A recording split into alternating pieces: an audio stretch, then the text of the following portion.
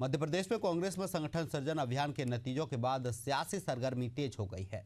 Party के असंतुष्ट नेता लगातार दिल्ली दरबार में हाजिरी लगा रहे हैं। असंतुष्ट नेताओं ने पार्टी के शीर्ष नेतृत्व से मुलाकात शुरू की है। इसी कड़ी में भोपाल के दावेदार मोनू सक्सेना ने राष्ट्रीय अध्यक्ष मल्लिकार्जुन खड़गे से दिल्ली में मुलाकात की। उन्होंने मध्य प्रदेश कांग्रेस में संगठन सृजन को लेकर शिकायत की है।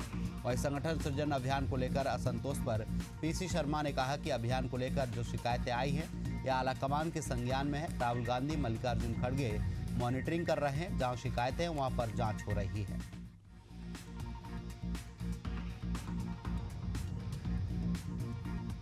देखिए, एक जो दिल्ली में बैठक हुई थी उसमें निश्चित तौर पर राहुल जी, खड़गे जी सभी ने कहा था कि मध्य प्रदेश में संगठन सृजन में कुछ चीज़ें ऐसी आई हैं और ऐसे बहुत सी शिकायतें आई हैं, उन सब का निराकरण होना चाहिए। और मैं समझता हूँ कि प्रदेश अध्यक्ष और प्रभारी इनको बैठकर उन सब लोगों से बातचीत करके उन सब चीज़ों का निराकरण।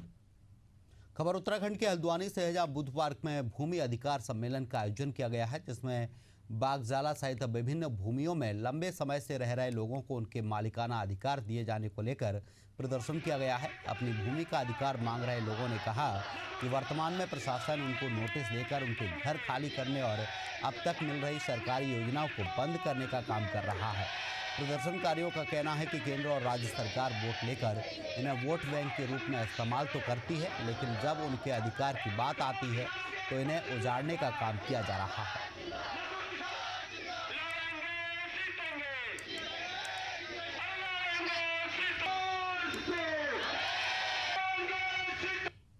पहले तो जो हमारी समस्या है वो तो नोटिस के उसमें थी, और दूसरा ये भी था कि सर ग्राम पंचायत जो चुनाव होते हैं उस पर हम लोगों को बेदखल कर दिया गया। हमें वहाँ पर नोटिस दिए जा रहे थे बार बार कि तुम यहाँ पर अवैध रूप से निर्माण कार्य को अवैध रूप से रह रहे हैं। तो उसी सिलसिले पर हम लोगों ने अपना जो है गांव पर ही हमने जो हमारा सेंटर पॉइंट है हमारे गांव का, वहाँ पर हम लोगों ने पिछले 34 दिन से लगातार धरना दिया हुआ है। और जब हमारी बात वहाँ तक प्रशासन तक, उनके कानों तक नहीं पहुँची तो हमने कई वहाँ पे कार्यक्रम भी किए, जैसे कैंडल लाइट था, रात का जो प्रोग्राम था वो किया था, भैंस के आगे बीन भी बजाई और टॉर्च के माध्यम से और थाली बजाकर हम लोगों ने शासन प्रशासन तक अपनी आवाज पहुंचाने की पूरी कोशिश करी। कांग्रेस के वरिष्ठ नेता और पूर्व सीएम हरीश रावत को 2016 में बहुचर्चित स्टिंग ऑपरेशन मामले में सीबीआई ने नोटिस जारी किया है। नोटिस में उन्हें इसी माह सीबीआई मुख्यालय में पेश होने को कहा गया है, जिसको लेकर अब कांग्रेस हमलावर है। कांग्रेस प्रदेश अध्यक्ष करण माहरा का कहना है कि विभिन्न पार्टियों के लोग इस बात को कह रहे हैं कि सीबीआई को केंद्र सरकार टूल के रूप में इस्तेमाल कर रही है। जो भी नेता ताकतवर या प्रभावशाली है, उन नेताओं के खिलाफ सीबीआई और ईडी का इस्तेमाल हो रहा है।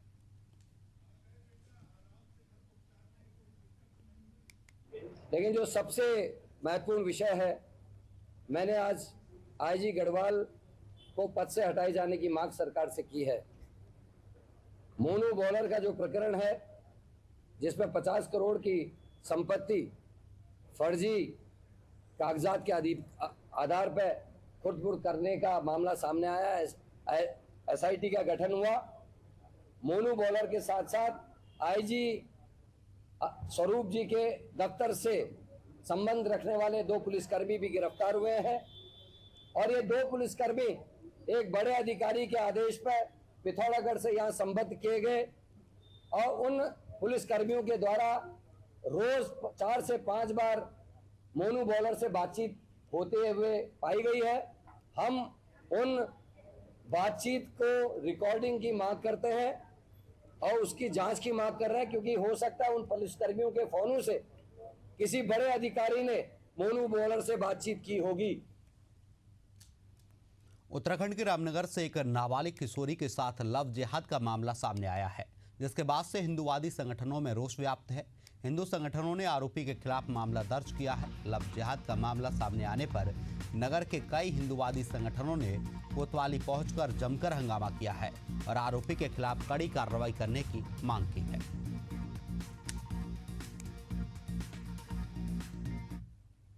लव जिहाद की घटना लगातार रामनगर में बढ़ रही है। हम कई समय से इस बात को कहते हैं। लखनपुर कोचिंग सेंटर आशीष शर्मा, लोग बता रहे हैं कि उसका भी नाम आशीष है नहीं है, तो इसकी भी जांच होनी चाहिए। और भी लड़कियां बताई जा रही हैं, तो उसको लेकर लगातार रामनगर कोतवाली में सारे हिंदूवादी संगठन यहाँ पर आ रहे हैं। देखिए, कुछ लोग थाने में आ जाए थे, उनके द्वारा अपनी बात रखी गई है और उनकी जो बात है और उन्होंने कुछ इस संबंध में एक तहरीर भी दी थी कल, उसमें हमारे द्वारा मुकदमा पंजीकृत किया गया था और हमारे इस संबंध में जांच की जा रही है। जांच उपरांत जैसा होगा वैधानिक कार्रवाई की जाएगी। पर्यटन नगरी रानीखेत में सड़कों की स्थिति बदहाल बनी हुई है। सड़कें बड़े बड़े गड्ढों से पटी पड़ी हैं। रानीखेत अल्मोड़ा स्टेट हाईवे में रानीखेत बाजार से घिंगरी खाल तक सड़क पूरी बदहाल हो चुकी है। सड़कें बड़े बड़े गड्ढों में तब्दील हो गई हैं, जिसकी सुध लेने वाला कोई नहीं है। बारिश का पानी भरने से ये गड्ढे दिखाई नहीं देते हैं, जिससे वाहन चालकों को खतरा बना हुआ है। खासकर 2 पहिया वाहन चालकों को भारी समस्याओं का सामना करना पड़ रहा है।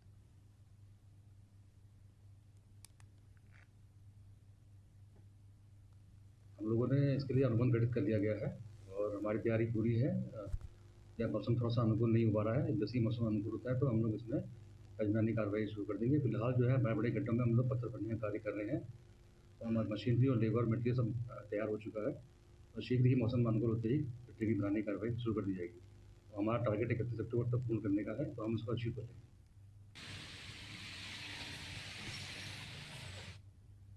सेवा पखवाड़ा कार्यक्रम के तहत देहरादून ग्रामीण भाजपा की ओर से हरबटपुर से प्रबुद्ध सम्मेलन का आयोजन किया गया। सम्मेलन में जिले के प्रबुद्धजनों और पार्टी पदाधिकारियों ने बड़ी संख्या में हिस्सा लिया। मुख्य अतिथि के रूप में भाजपा प्रदेश अध्यक्ष और राज्यसभा सांसद महेंद्र भट्ट मौजूद रहे। सम्मेलन को संबोधित करते हुए उन्होंने कहा कि सेवा ही संगठन का मूल मंत्र है और प्रधानमंत्री नरेंद्र मोदी ने अपने जीवन को देश सेवा के लिए समर्पित किया है।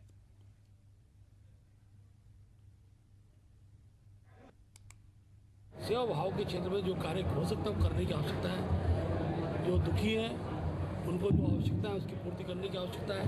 वो दिशा कार्यक्रम है। मोदी जी के कृतित्व को लेकर हम लोग वरिष्ठ जनों की गोष्ठियाँ कर रहे हैं, प्रबुद्धजनों की गोष्ठियाँ कर रहे हैं, रक्तदान के शिविर चल रहे हैं और बहुत से स्वच्छता कार्यक्रम चल रहे हैं। अनेकों मोदी जी द्वारा जो देश के विकसित राष्ट्र बनाने में जो काम किया उनके प्रदर्शनी लग रही है। उसी प्रदेश में आज यहाँ पर विकास नगर डाक पत्र में कार्यक्रम है और हम सब लोग यहाँ उपस्थित हैं।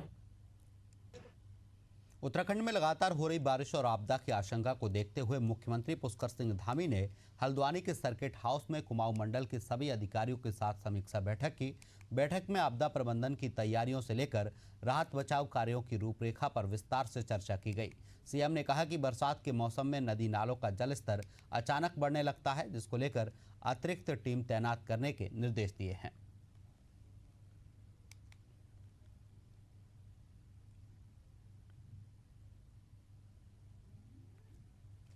आपदा में जो क्षति हुई है उस क्षति का जल्दी से जल्दी जो है क्षतिपूर्ति की जाए और सभी विभाग युद्ध स्तर पर काम करें, इस पर एक्शन करें और जहां ज़रूरत है ग्राउंड जीरो पर जाएं, जीरो पर जाकर उसका रास्ता निकालें। और भारत सरकार की भी टीम आई थी, उसने भी आकलन किया है, सभी जनप्रतिनिधियों ने भी अपनी बात रखी है। हमारा प्रयास है कि जल्दी से जल्दी सभी आपदा में जो नुकसान हुआ है वो उसको ठीक किया जाए, पुनर्निर्माण किया जाए। और बरसात आने वाली है, उससे बरसात जाने वाली है, इसके जैसे ही जो है हमारा मानसून का सीज़न समाप्त होता है तो पैच वर्क और गड्ढा मुक्त का अभियान फिर से तेज़ी से चलाया जाए और नैनीताल जनपद में और पूरे कुमाऊं में जो सड़कें हैं उसको ठीक किया जाए। नैनीताल जनपद में विशेषकर से जो हमारा यहाँ पर भवाली का बाईपास है उसके प्रगति के बारे में भी समीक्षा हुई है। माल रोड पर काम होना है, बलिया नाला, हमारा कोसी, नंदौर, डोला, इन पर जो भू कटाव प्रत्येक वर्ष हो रहा है उस पर चिंता की गई है और जो है हम लोगों ने समीक्षा में ये निर्देश दिए हैं अगले साल के लिए पूरा इसका ड्रेजिंग का एक प्लान बनाया जाए। उत्तराखंड में पिछले कई दिनों से लगातार हो रही भारी बारिश से प्रदेश के विभिन्न क्षेत्रों में जनजीवन अस्त व्यस्त हो गया है। बात करें राजधानी देहरादून की तो तमाम जगहों पर भारी बारिश के चलते काफ़ी नुकसान पहुंचा है। प्रशासन लगातार आपदा प्रभावितों को हर संभव सुविधा उपलब्ध करा रहा है। वहीं आपदा ग्रसित इलाकों में सहायता करने के लिए टूटी सड़कों को दुरुस्त करने का काम जारी है।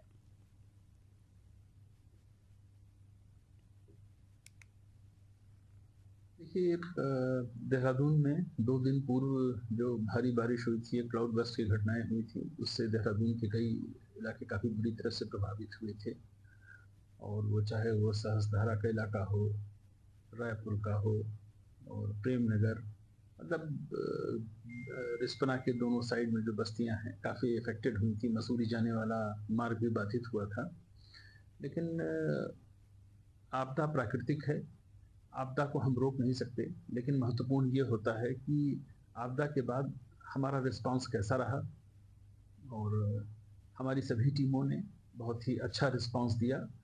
बहुत जल्दी मौके पे लोग पहुंचे और सबसे पहले तो माननीय मुख्यमंत्री जी ही, लेट नाइट की घटना हुई, मॉर्निंग में सबसे पहले माननीय मुख्यमंत्री जी मौके पर गए। वहाँ कई मार्ग हमारे बुरी तरह से प्रभावित थे। जैसा कि आप जानते हैं कि मालदेवता रायपुर रोड बड़ी इंपॉर्टेंट रोड है केसरवाला की, और वो करीब 200 से 225 मीटर टोटली वॉश आउट हो गई थी। जगदलपुर में ठगी का मामला सामने आया है। जानकारी के मुताबिक आरोपी आशीष कुमार ने शहर के एक मॉल में अपना दफ्तर खोला और डिजिटल फिक्स डिपॉजिट बॉन्ड के फर्जी प्रमाण पत्र बनाकर लोगों को भ्रमित किया। उसने पीड़ितों को कंप्यूटर से तैयार नकली दस्तावेज थमाए। जांच में सामने आया कि आनंद शुक्ला से कई अलग अलग लोगों से कुल 32 लाख रुपए की ठगी की थी। फिलहाल कोतवाली पुलिस ने आरोपी को हिरासत में लेकर मामले की जांच शुरू कर दी है।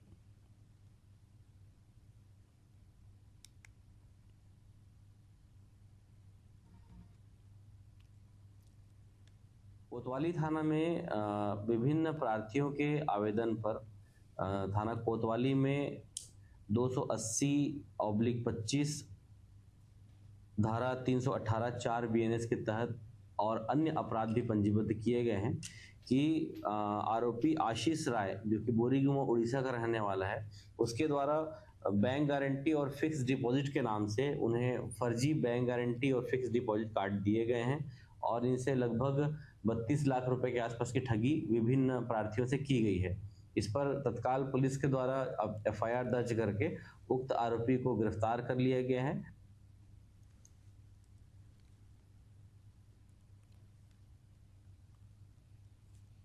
खबर बुंदेलखंड के टीकमगढ़ जिले से है, जहाँ एक किसान ने कृषि के क्षेत्र में मिसाल पेश की है। हम बात कर रहे हैं किसान रामलाल प्रजापति की, जिसने परंपरागत खेती को छोड़कर सब्जी उत्पादन और गौ पालन को अपनाया और न सिर्फ अपनी आमदनी बढ़ाई बल्कि 400 से ज़्यादा लोगों को गांव में ही रोजगार देकर पलायन की समस्या को कम किया है। रामलाल का फार्म आज सैकड़ों किसानों के लिए सीखने का केंद्र बन गया है।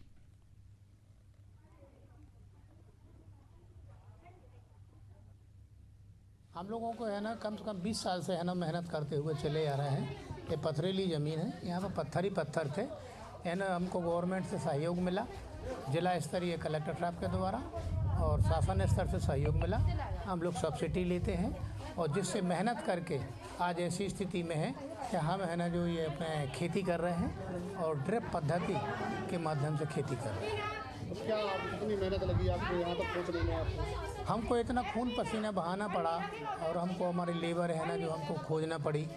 हम उनका पेमेंट भी करते हैं और दिन रात हमको मेहनत करना पड़ी, मशीनरी तैयार करके, शासन से सहयोग तैयार करके, यानी इतनी मेहनत करना पड़ी कि कोई सामान्य कृषक खेती कर ही नहीं सकता था और ये भूमि खेती के लायक थी ही नहीं।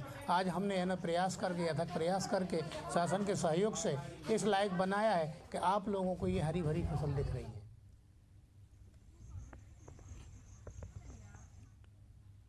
उन्नाव के बड़ा चौराहा स्थित गुरु नानक बेकरी में देर रात चोरों ने धावा बोल दिया, जिसकी पूरी घटना CCTV कैमरे में कैद हो गई। घटना की सूचना मिलने पर पुलिस ने फिलहाल अज्ञात चोरों के खिलाफ केस दर्ज किया है और जांच शुरू कर दी है।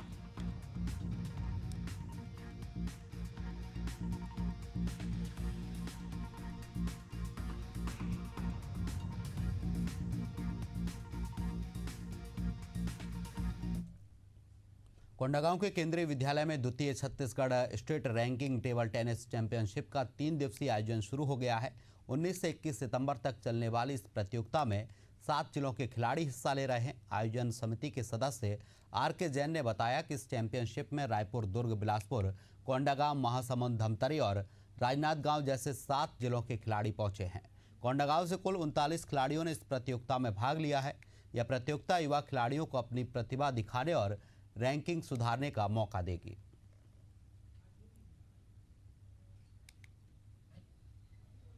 State level second ranking table tennis championship का आयोजन 19 से 21 तारीख तक के लिए 3 दिवसीय हो रहा है, जिसमें राज्य के विभिन्न जिलों के खिलाड़ी यहाँ पर पार्टिसिपेशन कर रहे हैं।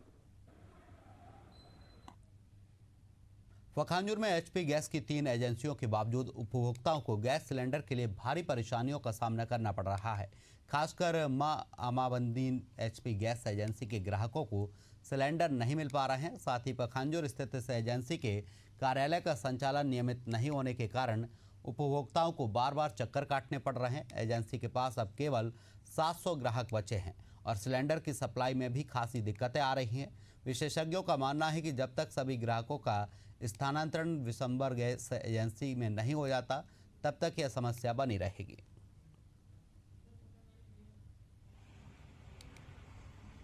स्वास्थ्य 31 नंबर। क्या परेशानी जा रही है? 1 महीने से बंद है, गैस नहीं मिल रहा है। क्यों नहीं मिल रहा है? क्या कारण?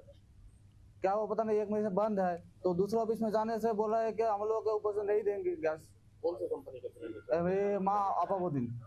सर कई बार आया हूँ तो यहाँ गैस ही नहीं मिलता है, तो वहाँ गए थे तो उधर से यहाँ भेजे कि जाओ। कौन सा कनेक्शन है? क्या तो कार्ड में सर लेता है उज्ज्वला। तो बोलता है, मैं वो खाता में नंबर था, मैं उसमें लगाया था, तो बोलता है कि ये गैस नहीं मिलेगा, तो आप एक काम करो, नया खरीद लो, नया खाता बना लो।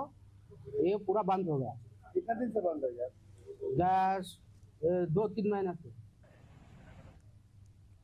कैशकाल की खस्ताहाल सड़कों से परेशान नागरिकों की समस्याओं को देखते हुए कोंडागांव से अधिवक्ताओं की टीम ने शहर की सड़क का निरीक्षण किया। यह टीम शहर की वास्तु स्थिति पर एक विस्तृत रिपोर्ट तैयार करेगी। अधिवक्ता संघ के अध्यक्ष के साथ पीडब्ल्यूडी और राष्ट्रीय राजमार्ग विभाग के अधिकारियों की संयुक्त टीम ने शुक्रवार को कैशकाल पहुंचकर जायजा लिया। टीम ने जनपद पंचायत से पंचवटी तक पैदल चलकर सड़क की स्थिति देखी। इस दौरान उन्होंने स्थानीय लोगों, दुकानदारों और राहगीरों से बात कर उनकी समस्याओं को सुना है। आज सड़क निरीक्षण में हमने तो वही पाया, वही पुराने गड्ढे, पानी भरा हुआ, और सबसे बड़ी समस्या देखने को ये मिली है कि यहाँ पानी निकासी की कोई व्यवस्था नहीं है। ठीक है, राष्ट्रीय राजमार्ग का काम रोड बनाना है, लेकिन स्थानीय प्रशासन जो है, चाहे वो नगर पालिका हो चाहे नगर पंचायत हो, जो पानी निकासी की व्यवस्था नहीं है। हम देखते स्थल निरीक्षण में आया कि लोगों की बिल्डिंग नाली के ऊपर बना हुआ है, किसी के घर पुलिया के ऊपर बना हुआ है। तो ये सब के लिए प्रशासन को चाहिए कि बहुत बड़ा निर्णय लेना चाहिए, जो आज तक प्रशासन लिया नहीं, जिसके वजह से आज भी जितने रसूखदार लोग हैं, नाली जब बनाने की कोई योजना आती है स्थानीय प्रशासन के द्वारा, तो कहीं ना कहीं क्या होता है कि वो नाली बनाने देते नहीं है या प्रशासन उस पर एक्शन लेती नहीं, जो भी कारण हो। और हम सबको ये चाहिए कि अगर हमको अच्छा शहर देखना है, आने जाने की अच्छी सुविधा हो, पानी की निकासी हो, तो हमको क्या है कि जागरूक होकर तौर पर ही आगे आना पड़ेगा। न्यायालय इस कारण हस्तक्षेप कर रहे हैं कि जिला विधिक सेवा प्राधिकरण जो एक ऐसा विभाग होता है न्यायालय में कि वो जनहित के कार्य भी देखते हैं, और माननीय उच्च न्यायालय भी कई मामलों में रोड के मामलों को लेकर के संज्ञान लिया हुआ है। उस आधार पे यहाँ न्यायालय ने संज्ञान में लिया है कि ये जनता के हित की बात है, जनता इससे परेशान हो रही है, डस्ट टूट रहे हैं, लोग बीमार हो रहे हैं, रास्ता खराब है, दुर्घटनाएं बढ़ रही हैं। इस कारण न्यायालय ने संज्ञान में लिया है, उनको नोटिस किया, नोटिस का सही जवाब ना आया, फिर हमको उन्होंने अधिकृत किया। अब हमारा प्रतिवेदन जाने के पश्चात माननीय अध्यक्ष महोदय के द्वारा जो भी कार्रवाई की जाएगी वो न्यायिक प्रक्रिया के तहत की जाएगी, और मैं समझता हूँ कि इसका निराकरण बहुत जल्दी हो।